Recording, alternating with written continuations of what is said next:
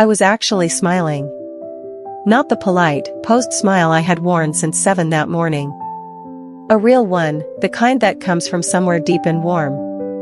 200 people in their best clothes sat at round tables with white flowers and lit candles, facing the head table where Michael and I sat. The band had just finished their first set. The champagne had been poured. Daniel was standing up. Michael's best man. His closest friend since college. He lifted his glass. The room settled. I reached across and touched Michael's hand under the table. He squeezed it once, firmly. I was happy. That is the detail I keep coming back to. I was genuinely happy in that moment, in my dress, in that room, beside the man I had agreed to marry. And then Daniel said, clearly and without any warmth in his voice at all, before this wedding continues, she deserves the truth. I thought it was a joke. I looked at Michael and waited for him to laugh. He didn't. Daniel was still looking at me. Michael didn't just cheat on you, Daniel said. He's marrying you for your money. Then he raised his phone and pressed play. The sound came out of the phone speaker at a volume that reached every corner of the room. I knew the voice before my brain caught up to what it was saying. I had heard that voice say good morning. I had heard it say I love you. Grocery lists. Traffic complaints. Songs in the car. Michael's voice, clear and casual, said, "Once we're married, her inheritance becomes mine. It's not complicated." A second voice laughed. Michael continued, "She trusts everything I say. 6 months of work for a lifetime of access. Worth it." My ears started ringing. My fingers went cold on the tablecloth. I watched a bubble rise slowly in the champagne glass in front of me because I needed something that made sense. Michael lunged sideways, reaching past me toward Daniel, grabbing for the phone. Daniel stepped back precisely, like he had rehearsed it, and held the phone up out of reach. That step told me something important. He had been expecting that reach. This was not an impulse. Daniel had prepared for exactly what Michael would do. This had been planned carefully. Every detail of this moment had been considered before I walked into this room in my wedding dress. I looked out at the room. 200 people, and I searched all of them, desperate, scanning face by face. For someone who looked as shocked as I felt. Michael's mother, Irene, was sitting at the family table in the front row. She was looking at the centerpiece with her hands folded in her lap, like someone waiting for a difficult scene to finish. Michael's 2 college friends at the table beside her were staring at their plates. One of them had his jaw set in a way that looked like guilt. My maid of honor, Petra, was 2 seats down the head table from me. She was crying. Not the surprised, gasping cry of someone hearing something terrible for the first time. The quiet kind that comes from someone who has held something difficult for too long and has finally been allowed to release it. I had known Petra for 14 years. I thought about every conversation we'd had in the last 6 months, every time she had started to say something and stopped, every careful question she'd asked about the inheritance conditions. How long had everyone in this room known what I was only now learning? How long had I been the only person here who did not understand what was happening? Michael leaned toward me. He put his mouth close to my ear and his voice was low and controlled, the tone he used when he wanted to manage a situation without anyone noticing he was doing it. "It's not what it sounds like," he said. "Let me explain this privately. You don't want to do this here." I had heard that construction before. "You don't want to do this here." In the car when I had questions. At his mother's house when things didn't add up. "You don't want to do this here."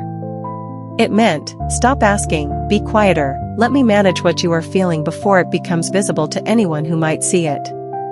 Something in me became very still. Then it snapped, the way a wire held under too much tension finally gives, not gradually but all at once. I pulled my hand away. I straightened. I turned to the room. 200 people all watching, and spoke loudly enough for the back row. "Then explain it," I said. "Right now." In front of everyone. The silence that followed was a different kind than before. The first silence had been shocking. This one was waiting. Daniel looked at me steadily. "There is another recording." He pressed play without asking. Michael's voice again, in what sounded like a phone call. Slightly different audio quality, more ambient noise in the background, like he had been outside somewhere when he said it. "She's too trusting. Honestly, this is the easiest thing I have ever done. She believes whatever I tell her. I feel a little bad sometimes, but then I think about the number and the feeling goes away pretty fast." A third voice laughed. Michael laughed with them, easy and familiar, and the sound of it turned my stomach completely over. I realized my hands were completely steady on the table. I had expected to be falling apart by now. I had expected to be the woman in the room who needed to be held up and taken somewhere quiet. Instead, I felt something happening inside me that I did not have a word for in that moment. Something was cracking, yes, but underneath the crack there was a surface that was harder than anything that had been sitting above it. I filed that sentence carefully, too trusting, and decided I would think about it properly later when I could think clearly. The room had changed. I could feel it before I looked, the way you feel weather changing before it arrives. Phones were out. People were angling them toward Daniel, toward Michael, toward me. The whispers had started low and were getting louder. This was no longer a wedding reception, it was an exposure, spreading before anyone had decided they wanted it to. Michael's body language had shifted entirely. The ease was gone. The comfortable authority he carried everywhere had contracted into something tighter and more careful. I watched him recalculate. He was looking at Daniel with an expression I had never seen him direct at anyone before. Then one of his friends, the one who had been staring at his plate, stood up from his table. His name was Ren. He and Michael had been friends since their first year of college. He had been in the wedding party until 3 months ago, when he stepped back saying only that he was going through something. He walked toward the front of the room. He did not look at Michael at all. He looked at me. "There is more," he said. "She should know all of it." Ren had his own phone. He had screenshots, text messages in a chain that he held up and read aloud while someone at a nearby table called out to read them more slowly. The messages were between Michael and a woman whose name appeared in the chain as Kara. The early ones were from 8 months ago, 3 months before Michael and I got engaged, and they were not ambiguous in any interpretation. They went forward in time. They continued through the engagement, through the venue booking, through the dress fitting, through every week of the last 8 months of my life. The most recent message in the chain was from 4 days ago. I had spent those 4 days on seating charts and thank you cards and choosing the first dance song. 4 days ago Michael had been texting Kara about how much longer this was going to take. Ren kept reading. The messages described me in terms I will not repeat.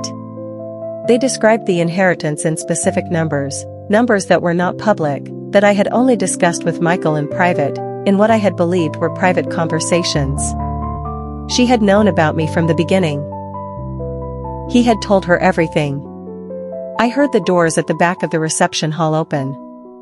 The sound reached me before I turned, the echo of heavy doors swinging inward, the slight change of pressure in a sealed room. Then the murmuring shifted direction. I turned. She was walking down the center aisle between the seated tables, moving steadily, dressed as though she had known she would be photographed. Her name was Kara. She was the woman from the messages. She had clearly been told where this venue was and what time to arrive, because she walked in at the exact moment her arrival would land hardest, after the recordings, after the messages, after the room had absorbed everything else. She reached the front and stopped and looked at me directly. She did not look embarrassed or sorry. She looked at me the way someone looks at a situation they have made peace with before arriving in it. "He told me you were temporary," she said. "That as soon as it was over you would both be gone. He said you didn't mean anything real." I felt the world tilt. Not metaphorically, I actually reached for the back of my chair.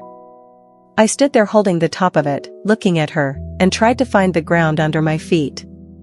I found it. The ground was there. I was still standing. I became aware of that fact quite specifically, that I was upright, that my hands were on the chair, that my breathing was a little fast but present. I had expected to collapse. I had expected that in a moment like this I would not hold together in public, that I would cry in a way that required people to handle me. Instead, the thing I felt rising was strange and quiet. Almost like clarity.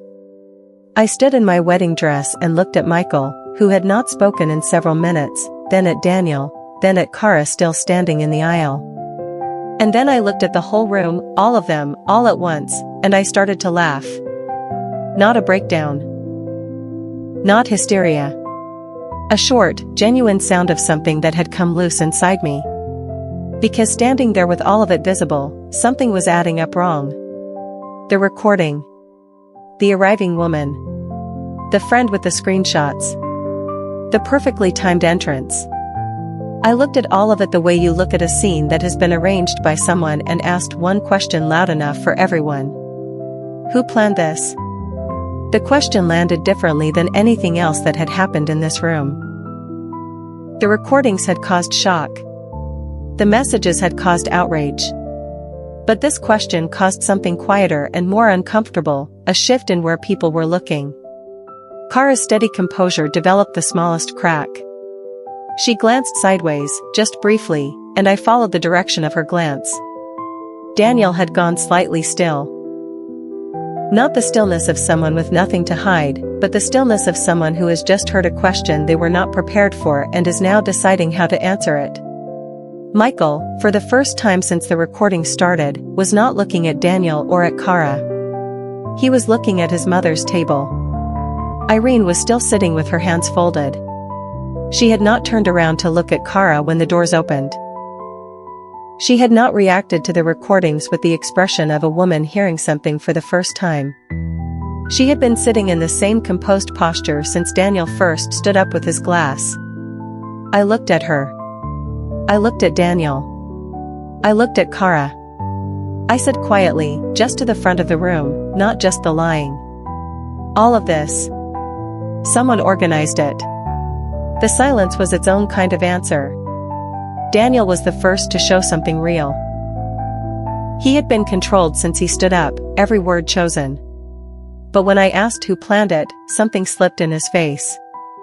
It was not guilt exactly. It was more like the look of a person who had convinced themselves their reasons were good enough and is now less certain. I watched the certainty drain slightly. Kara had her arms crossed and was looking away. Michael had turned toward his mother's table and I could see from the angle of his shoulders that he was bracing for something. Irene was standing. She did so slowly, in the way of someone who has decided this is the moment and has no interest in rushing it.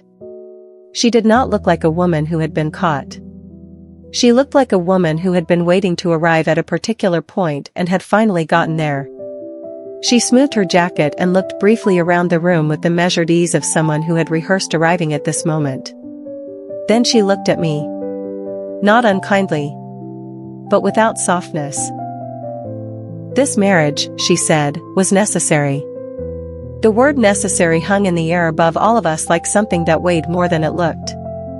Daniel spoke before Irene could continue. He said it like he had been holding it for a long time and the pressure of holding it had finally become greater than the pressure to stay silent. I was paid to stay quiet, he said. 8 months ago. Before the engagement. I found out about what Michael was planning and I was given money to say nothing. The room reacted but I barely heard it. I was watching Daniel's face. I took it, he said. I told myself it wasn't my situation to fix. I told myself you would figure it out yourself. But I watched the whole thing happen and every week it got harder to justify. He stopped. He looked at me and for the first time since he had stood up with his glass, he looked like he was uncertain whether he had done the right thing. I gave the money back 6 weeks ago, he said. And I started preparing for this. I held his eyes for a moment. Then I asked the question the whole room was already thinking. Who paid you to stay quiet, Daniel? I already knew the shape of the answer.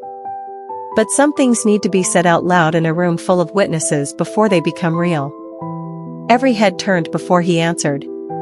Not toward Daniel and not toward Michael. They turned toward the family table at the front of the room, where Irene was still standing with her hands folded and her posture completely composed. She did not deny it or wait for Daniel to say her name. She looked at the room and began speaking as if she had been interrupted mid-sentence rather than caught mid-scheme. I needed to manage the situation, she said. Daniel was going to cause problems at an inconvenient time. The money was to ensure timing, not to enable anything harmful. I looked at this woman, my almost mother-in-law, the woman who had hugged me at the engagement party and told me she was so glad Michael had found someone steady, and I waited for her to understand how she sounded. She did not seem to find herself remarkable. She straightened slightly and said, in the same measured tone, this marriage was necessary. I want you to understand that. It was not personal. Those 3 words were the most honest thing anyone had said since the reception began. It was not personal. She had built a plan around my life and my money and my trust, and it had not been personal. She explained. I will say this for Irene, when she decided to speak, she spoke plainly. There were debts. Not modest ones. The family's business had been declining for years, managed carefully on the surface, bleeding quietly underneath. Michael's name was attached to several of those liabilities in ways that were not publicly visible. The family's social standing, the memberships, the address, the events, was maintained on credit that was running out. They needed a solution. Michael had found one. He had been introduced to me at a professional event 14 months ago. He had done his research before he ever spoke to me. He knew about my inheritance, which I had never advertised but which was not entirely private knowledge in the circles we moved in. He had known what he was looking for before he found me. I thought about that first conversation. How easy it had been, how quickly he had seemed to understand things about me that most people took months to notice. I had thought it was a connection. I had thought I had found someone who paid attention. He had paid attention. That part was true. He had just been paying a very different kind of attention than the kind I thought I had. I turned to Michael. He was watching me with an expression I could not read, which was itself an answer. I had spent 14 months reading his face and trusting what I saw. I could not read it now, which meant I had never been reading it accurately. I waited for him to say something. He had been silent for a long time, and I thought perhaps the silence would end when I looked at him directly, that some part of him that was still human would surface and say something real. He opened his mouth. He closed it. Then he said, I was going to make it real eventually. He said it like it was a defense. Like intending to develop genuine feelings sometime in the future excused everything that had been calculated before. I sat with that sentence for a moment. I had been afraid of a lot of things walking into this room today. I had been afraid of mispronouncing a word during the vows. I had been afraid of crying during the first dance. I had not been afraid of this. And somehow the fact that he thought eventually was an answer was the thing that hurt the most. Something settled in me after that. Not peace, I was not at peace, not even close. But a kind of resolution that had nothing to do with how I felt and everything to do with what I had decided. I had been very still through all of it. Some people probably read that as a shock. It was not a shock. I was thinking. I was running back through the last 14 months with everything I now knew, updating my understanding of every conversation and every evening. I reached up to my left hand. The ring was a statement piece, a large oval stone that Irene had actually selected, which made a lot of sense now. I slid it off my finger. It came off cleanly, the way things do when they were never meant to stay. I held it for a moment. The whole room was watching my hand. I could hear people near the back of the room shifting in their chairs and the sound of a few cameras clicking. Then I turned to Michael and I placed the ring in the center of his open palm, slowly and without drama, and I looked at him while I did it. I kept my hand in his just long enough to say what I wanted to say. He had to look at me. I made sure of that. I waited until his eyes came up from the ring and met mine, because I wanted him to hear this directly and I wanted to see his face when he did. "You should have learned who you were trying to use," I said. "Before you started."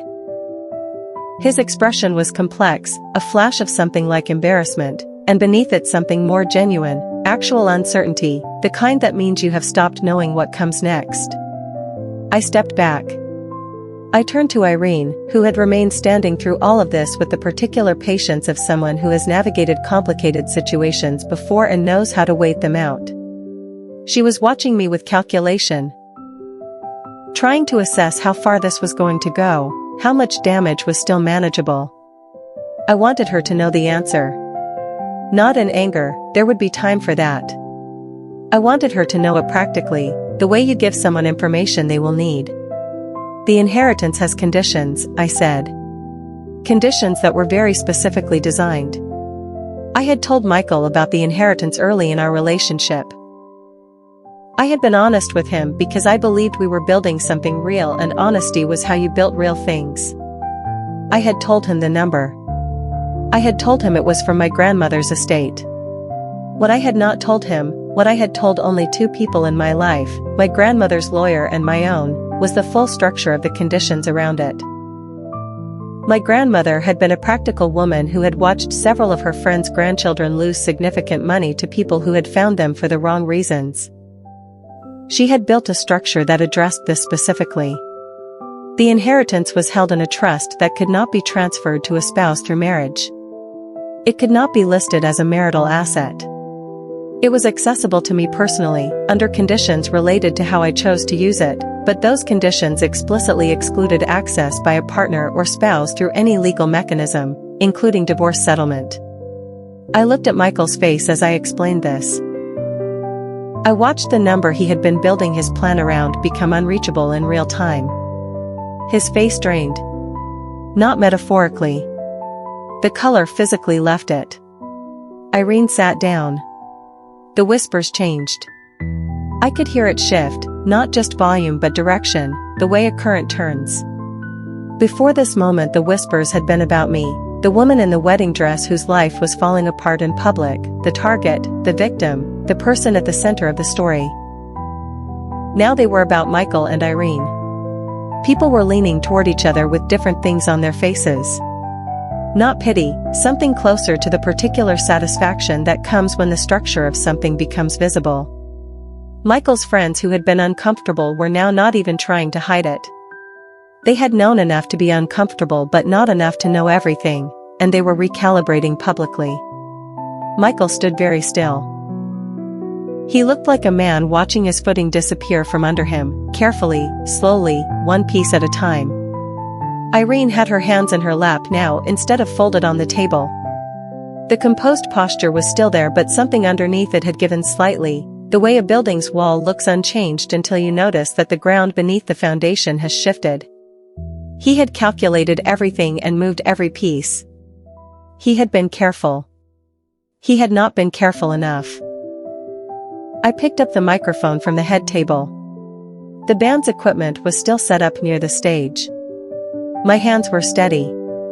I had been thinking about this next part since Irene started explaining, something I was remembering that had nothing to do with my inheritance and everything to do with what Michael had been doing to other people. I looked at the room. Since we are telling the truth this evening, I said, there are a few other things that deserve to be said clearly. I talked about the business dealings. The investors Michael had approached in the last year, two of them were in this room, seated at tables near the window, and I watched their heads come up when I mentioned the investment vehicle he had described to them. I had seen the documents. Michael had shown them to me, wanting my opinion on the language, confident enough in my trust not to be careful about what he let me read. I had read everything. I had understood more of it than he realized. I described the discrepancies between what he had told the investors and what the actual documents said. I described the mechanism. I described the numbers. The room reorganized itself. People who had been seated got up. The two investors near the window were on their phones within 30 seconds of me finishing. Someone near the door was on a call. I could tell from body language was not personal. Michael moved toward the main exit, but it had people standing in it who were not moving. Irene stood again. She spoke in a sharp, directed tone toward the back of the room, toward the venue staff, and then toward Daniel, and nothing she said had any of the earlier composed reasoning. It was just instruction, fast and brittle. Michael turned back to the room and started talking, to me, to the investors, to the room generally, words tumbling in the way of someone who has managed a narrative for too long and feels it slipping. Ren stepped away from him.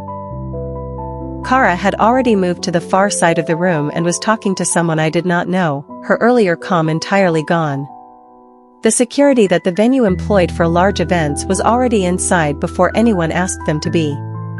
Then I heard someone near the door say that the authorities had been called. The hall emptied in stages over the following 2 hours. The flowers were still on the tables. Candles still burning. The cake untouched. The music had stopped when Daniel stood up and no one had restarted it. I stood near the head table while the venue manager quietly directed staff to begin clearing and while the investigators who arrived took statements in the back corridor, one at a time, in order. I gave mine in a small room off the main hall while still in my dress. The investigator was professional and unhurried. I told him everything I had seen in Michael's documents. I told him what I had heard in the recordings. I gave him the specific numbers and the specific mechanisms and the names of the investors who were present, because I had paid attention to all of it even when Michael had not thought I was. When I walked back out into the main hall, most of the guests were gone. The flowers still looked perfect. The cake still had its decorations undisturbed. The carefully arranged beauty of the room against the wreckage of what had been planned inside it was almost funny in the way terrible things become funny when you are too tired for anything else. Daniel was waiting near the door. He had given his statement and was standing slightly apart from the last few remaining guests, his jacket in his hand, looking at the floor. He looked up when he heard my footsteps. I stopped a few feet away from him and we looked at each other. There was a lot that could have been said. He had taken money to stay quiet for 8 months and had watched me build a life on a false foundation. He had eventually decided it was, had spent 6 weeks preparing the recordings and coordinating with Ren, and, I suspected, telling Kara the time and address. He had done the right thing in the end after doing the wrong thing for 8 months, and I was not sure yet how I felt about the accounting on that. "I'm sorry," he said. "You deserved to know earlier." I looked at him for a moment. "You deserved to be braver earlier," I said. "It was not a cruel thing, I said it the way you say something that is accurate rather than something that is unkind." He nodded once and did not try to offer more. I put my hand briefly on his arm and walked past him. I walked out of the venue alone. The evening air outside was cooler than I expected and I stood on the front steps for a moment while my eyes adjusted to the change in light. A few photographers were still across the street. Someone had posted something during the reception and the story had apparently spread while I was giving my statement inside. They called out to me. I did not respond. I walked down the steps and along the pavement toward where my car was parked and I was aware the entire time of how I was moving. Steady. Upright. In a wedding dress I would not wear again, walking through my own wedding evening, alone. I had expected that version of this night would feel like the worst version. I had imagined that if everything went wrong I would feel demolished, that I would need to be carried. I did not feel demolished. I felt the strange particular clarity of someone who has just survived something they did not think they could survive and discovered that they are more solid than they previously understood themselves to be. There were voices behind me from across the street. There were phones recording. I did not look back. I kept walking. I heard the rest of it in pieces over the following months. The fraud investigation moved forward. Michael was formally charged. The investors cooperated fully. Irene's involvement was documented through payment records Daniel had kept, all of them, which said something about the part of him that had always intended to do this eventually. The business collapsed by the end of the year. The social position they had maintained through credit and performance dissolved in roughly the order you would expect once the performance stopped. Kara had not known about the financial scheme, only the relationship. I did not have much feeling about her. She had been a piece of something larger. I did not rebuild dramatically. I went back to my life and made it better slowly, the way things actually improve, through decisions made from a clearer place. I kept the inheritance, naturally. I kept everything that was actually mine. I thought about that sometimes, how thoroughly they had planned it and how completely it had failed. The moment they tried to take my name and my money, and my future was the moment I understood that I had never needed any of them to hold any of it. It had always been mine to hold.